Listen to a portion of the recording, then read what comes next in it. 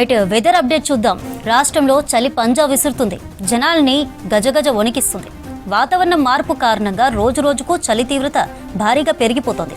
తెల్లవారుజాము నుంచే మంచు దుప్పటి కప్పేసి పగలంతా చలిగాలులతో జనాన్ని ఉక్కిరి బిక్కిరి చేస్తోంది. పగలు రాత్రులు అనే తేడా లేకుండా గత 2 వారాల నుంచి అదే స్థాయిలో ఉష్ణోగ్రతలు పడిపోతున్నాయి. బయటకు వెళ్లాలంటేనే జనం నానా ఇబ్బందులు పడుతున్నారు. ఇక చంటి పిల్లలైతే చలిగాలులకు తట్టుకోలేక జలుబులతో పాటు ఆసుపత్రులకు వెళ్తున్నారు. వృద్ధుల పరిస్థితి అయితే మరీ దారుణంగా ఉంది. చలిమంట లేకుండా తట్టుకోలేకపోతున్నారు. దగ్గు, జలుబు, జ్వరాలతో ప్రజలు తీవ్ర అవస్థలు పడుతున్నారు. రాత్రి పగలు తేడా లేకుండా రోజంతా చలి తీవ్రత అదే స్థాయిలో ఉండటంతో జనం బయటకు రాలేకపోతున్నారు. ఉదయం వాకింగ్ చేసే వాళ్ళు కూడా చలి ప్రభావానికి ఇంటికే పరిమితమవుతున్నారు. చిరు వ్యాపారులు ఉదయం 11 గంటల వరకు ఇంటి వద్దనే ఉంటున్నారు. కూరగాయల మార్కెట్కు సైతం జనం రాకపోవడంతో వ్యాపారులు చలికి తట్టుకోలేక ఇంటి ముఖం పడుతున్నారు.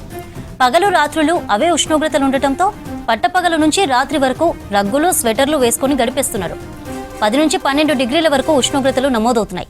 చల్లని నీరు తాగలేక వేడి నీరు తాగినా జలుబు మాత్రం జనాన్ని వదలడం లేదు.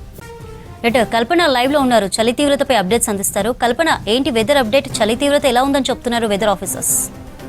చంద్రిక, ప్రస్తుతం చూసుకున్నట్టయితే మనకు పశ్చిమ ఈశాన్య దేశం నుంచి చలిగాలులు వీస్తున్నాయి. ఈ గాలులు వచ్చేసరికి కూడా మనకు ఉత్తర భారతదేశం నుంచి వీస్తూ ఉండడంతో దాదాపు మనకు ఉత్తర తెలంగాణలో ముందుగా చలి తీవ్రత అధికంగా కనిపించింది.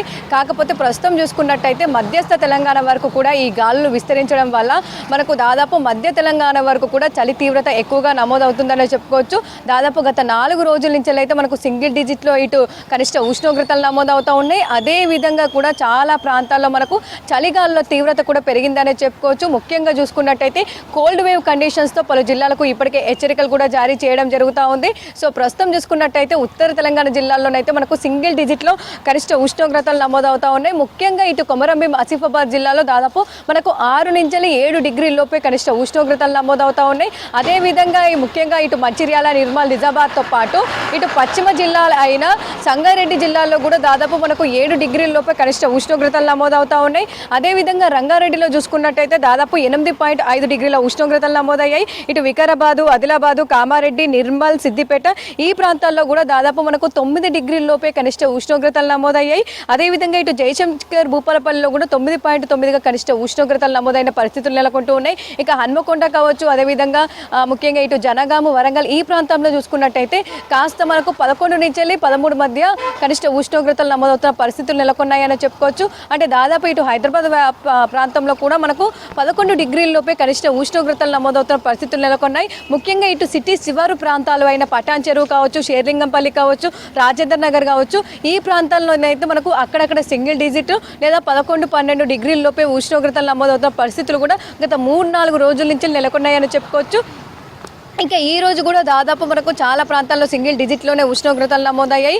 అదేవిధంగా వచ్చే 2-3 రోజుల పాటు కూడా చలి తీవ్రత మరింత పెరిగే అవకాశం ఉందని చెప్పేసి 3 నుంచి 4 డిగ్రీల లోపు కనిష్ట ఉష్ణోగ్రతలు మరింత పడిపోయే అవకాశం ఉండడంతో వృద్ధులు, చిన్నపిల్లలు తగిన జాగ్రత్తలు తీసుకోవాలని చెప్తా ఉన్నారు. ఇక ముఖ్యంగా చూసుకున్నట్టయితే చలి తీవ్రత, కోల్డ్ వేవ్స్, అదేవిధంగా పొగమంచు తీవ్రత కూడా అధికంగా ఉండే అవకాశం ఉండడంతో కూడా ముఖ్యంగా మనకు ఉదయం సమయంలో 3 గంటల నుంచి దాదాపు 7 గంటల వరకు కూడా ఈ తీవ్రత అధికంగా ఉండే అవకాశం ఉండడంతో హైవేల మీద కావచ్చు, లాంగ్ జర్నీ చేసే వాళ్ళు కావచ్చు తగిన జాగ్రత్తలు తీసుకోవాలని చెప్పేసి పదే ఇటు పోలీస్ శాఖ కూడా సూచిస్తూ ఉంది. ఇటు వాతావరణ శాఖ కూడా ఎప్పటికప్పుడు హెచ్చరికలు జారీ చేస్తూ ఉంది. అయినప్పటికీ కూడా పడవలు ఎక్కువగా జర్నీ చేసే వాళ్ళు ఉండడంతో కూడా చాలా వరకు మనకు ఈ మధ్య కాలంలో యాక్సిడెంట్స్ కూడా పెరిగాయని చెప్పుకోవచ్చు. సో చాలా వరకు లాంగ్ జర్నీ ఉంటే పోస్ట్పోన్ చేసుకోవాలని చెప్పేసి కూడా మళ్ళీ ఇటు వాతావరణ శాఖ అధికారులు అయితే చెప్తున్న పరిస్థితులు ఉన్నాయి. ఇక ఓవరాల్గా చూసుకున్నట్టయితే ఇటు ఉత్తర తెలంగాణ జిల్లాలో అయితే చలి తీవ్రత మరింత రోజు రోజుకు పెరుగుతుందని చెప్పుకోవచ్చు. కనిష్ట ఉష్ణోగ్రతలు కూడా పడిపోతున్న సిచ్యువేషన్స్ ఉన్నాయి. కాకపోతే మనకు డిసెంబర్ 30 వరకు అయితే ఇట్లాగే వాతావరణం కొనసాగే అవకాశం ఉంది. ఆ తర్వాత కాస్త టెంపరేచర్స్ అయితే పెరిగే అవకాశం ఉంది.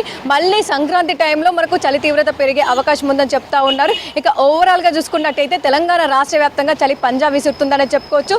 ఉత్తర పశ్చిమ జిల్లాల్లో ఎక్కువగా మనకు చలి తీవ్రత ఉంటే మధ్యస్థ తెలంగాణలో కూడా మనకు ఎల్లో అలర్ట్స్ కూడా జారీ చేయడం జరిగింది.